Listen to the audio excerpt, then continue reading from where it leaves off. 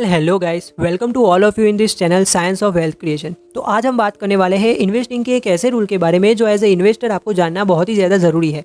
जब भी इन्वेस्टिंग की बात आती है तब एक वर्ड निकल के आता है डाइवर्सिफिकेशन, क्योंकि एक साथ पूरी अमाउंट को एक ही जगह पर इन्वेस्ट करना काफ़ी रिस्की है। क्योंकि अगर उस इन्वेस्टमेंट से हमें अच्छे रिटर्न ना मिले या फिर उस इन्वेस्टमेंट की वैल्यू पूरी तरीके से जीरो हो जाए तो कई बार हमें बहुत बड़ा लॉस हो सकता है और हमारी कैपिटल की वैल्यू भी जीरो हो सकती है। इसीलिए गाइस, इन्वेस्टमेंट में डाइवर्सिफिकेशन बहुत ही ज़्यादा इंपॉर्टेंट रोल प्ले करता है। अब डाइवर्सिफिकेशन में हमें अपने इन्वेस्टमेंट को इस प्रकार डाइवर्सिफाई करना है ताकि हमारा पोर्टफोलियो बैलेंस्ड रहे। तो आज की इस वीडियो में हम देखने वाले हैं कि हमें कितना पैसा इक्विटी में रखना चाहिए और कितना पैसा डेब्ट में रखना चाहिए, और वो भी हमारी एज के अनुसार। अब इक्विटी में इसलिए क्योंकि वहाँ पर हाई रिस्क और हाई रिटर्न्स होते हैं, और डेब्ट में इसलिए क्योंकि वहाँ पर लो रिस्क और लो रिटर्न्स होते हैं। तो हमारा पोर्टफोलियो जिससे बैलेंस्ड में रहता है। तो आज हम बात करने वाले हैं 100 माइनस एज रूल के बारे में। अब इस रूल को हम एक एग्जाम्पल से समझते हैं कि मान लो आपकी एज 30 ईयर्स है, तो इस रूल के according 100 minus 30 is equal to 70, मतलब कि आपको आपकी कैपिटल का 70% हिस्सा इक्विटी में इन्वेस्ट करना है और 30% हिस्सा आपको डेब्ट में इन्वेस्ट करना है। पहले इस रूल को हम एक और एग्जांपल से समझते हैं ताकि आपको कॉन्सेप्ट ज़्यादा क्लैरिटी से समझ में आए। अब मान लो आपकी एज 65 ईयर्स है, तो इस रूल के according 100 minus 65 is equal to 35 answer आता है।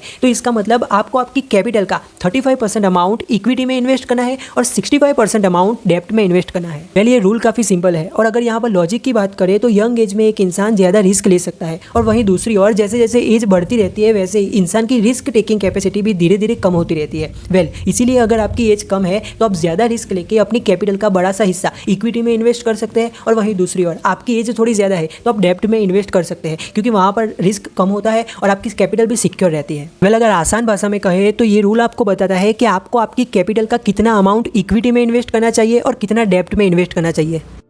Thanks for watching this video. अगर ये वीडियो आपको पसंद आया हो तो इसे लाइक करें और साथ ही में चैनल को सब्सक्राइब करें। फिर मिलेंगे एक और नई वीडियो के साथ। आपका वैल्यूएबल टाइम देने के लिए खूब खूब धन्यवाद।